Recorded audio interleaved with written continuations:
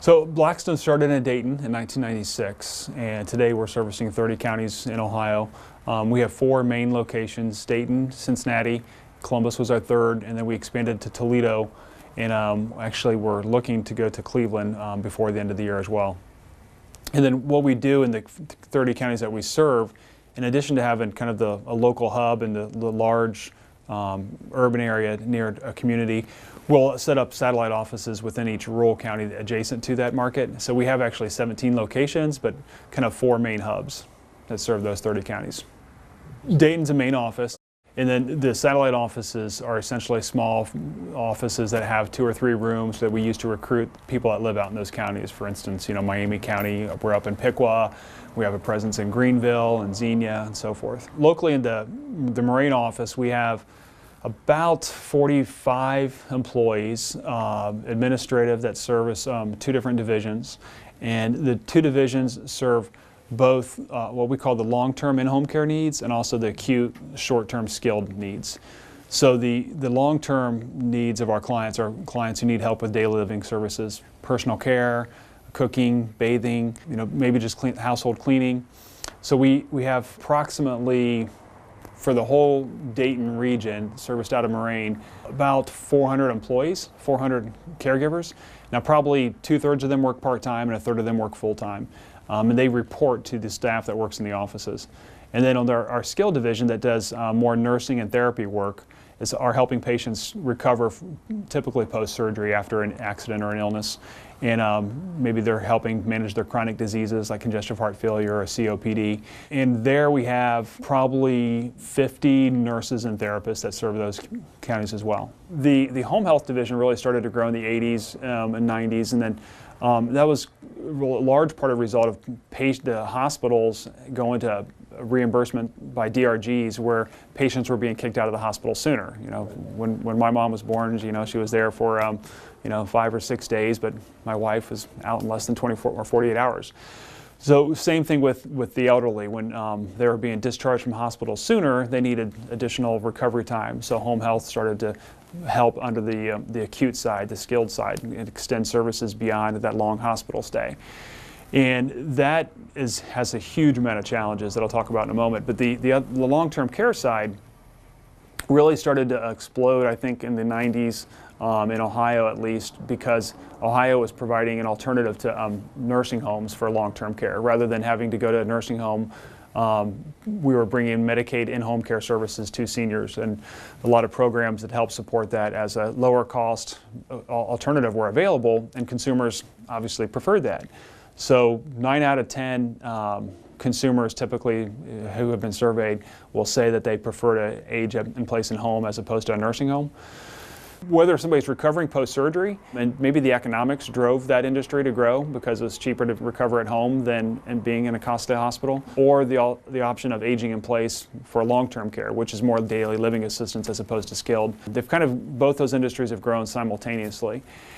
So now what's happened as far as preparing for the future is a little bill called the Affordable Care Act passed about 3.5 years ago. And when we talk about that bill in our industry with our staff, we compare it to really the passing of Medicare and Medicaid in the 60s, because there's probably no bigger bill has been passed in our lifetimes that's going to have such a broad effect on really the entire country. It's not just the patients we care for, but it's also as an employer. So we're spending a tremendous amount of time trying to determine how to position both our industries for the future to deal with the upcoming challenges and opportunities it presents. So typically when we get a call from a loved one or caregiver or a spouse, we will try to assess the best we can on the phone what they might need, and then offer to send a nurse out through our private pay division, because that division will have a nurse who can do what we call care coordination, and really they can identify the needs, because most consumers don't know what they need, and they don't know what's covered, what they can pay for. And if it's skilled, and they're under Medicare, things are covered, but if they have Medicare Advantage plans, things may not be covered.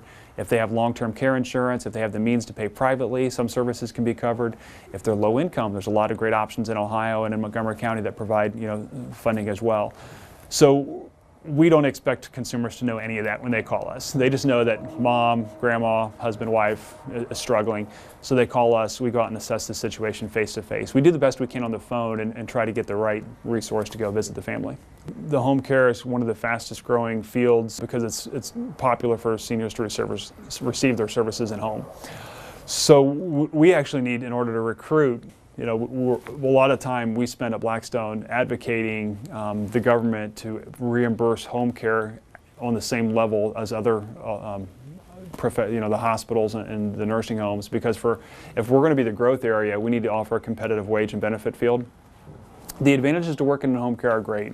You have a lot more flexibility in your schedule if you're going to see patients on a day-to-day basis, and the care is one-on-one. So we always tell our staff that they're the best of healthcare workers because they've chosen to enter this field because they enjoy the time they spend with the patient, and it's not to them about necessarily, earning more money, which we know that they can do when they work in the nursing homes or hospital, but they really choose to work in home care because they like the one-on-one patient care. So those are the advantages, and we recruit pretty well in the home care industry because our industry continues to grow because there's a lot of healthcare workers that are attracted to our field for those two reasons. And on the skilled profession side, if you want to be a home health worker, whether you're a nurse or a therapist, most companies in our industry will have a minimum requirement that you have in your field, whether it's 1 year or 2 years. And most companies, because of the competitive landscape, don't necessarily require that you have home health experience. They're willing to train you on the home health industry, but they typically require that you've got some clinical experience because you won't have the supervised setting in home as you would in a hospital or nursing home. And then if you want to do the daily living help, whether it's personal care and homemaking services, in Ohio there is a state-tested nurse aid training program, and most agencies have that out there as a requirement. Some agencies also do their own home health aid training, which is typically a 60 to 75 hour course as well. So basically a 2-week training course. And those positions, the Ohio Department of Job and Family Services actually projects the home health aid occupation to be the #1 fastest growing job in Ohio between now and 2020. An area of the company that I haven't mentioned that we got into just 2 years ago that's growing more is in-home primary care services. We acquired a nurse practitioner-owned primary care practice that makes house calls. So my dad was a surgeon, and I remember growing up in a small town, Sydney, Ohio, where he used to make house calls for free to his patients post-surgery. But today, similar to the long-term care aspects of home health, the acute rehab areas of home care, primary care and home care has grown as well. Large companies are out there servicing. Ohio Visiting Physicians is a very, very popular company. So more and more people have become familiar with house calls. And we got into the business a couple of years ago because, as I mentioned earlier, with the Affordable Care Act, healthcare providers are under more pressure these days going into the future to figure out how do you deliver value. The goals of the Affordable Care Act on providers are deliver better care at a lower cost. So we looked at our customers not only as our patients, but also who pays us for our services. And as managed care is going to be paying home health providers more and more for our services, we wanted to be able to have an integrated solution because we knew if we had a primary care provider, the nurse, and a home health aide all working on the same interdisciplinary team, they'll be able to communicate with one another consistently and provide better quality care at a lower cost and to keep people from going in and out of the hospitals and in and out of the nursing homes. So that's what we're excited about in the future, is really trying to help build a better mousetrap for this healthcare system. For any information about Home Care by Blackstone, you can call 1-800-HOME-CARE.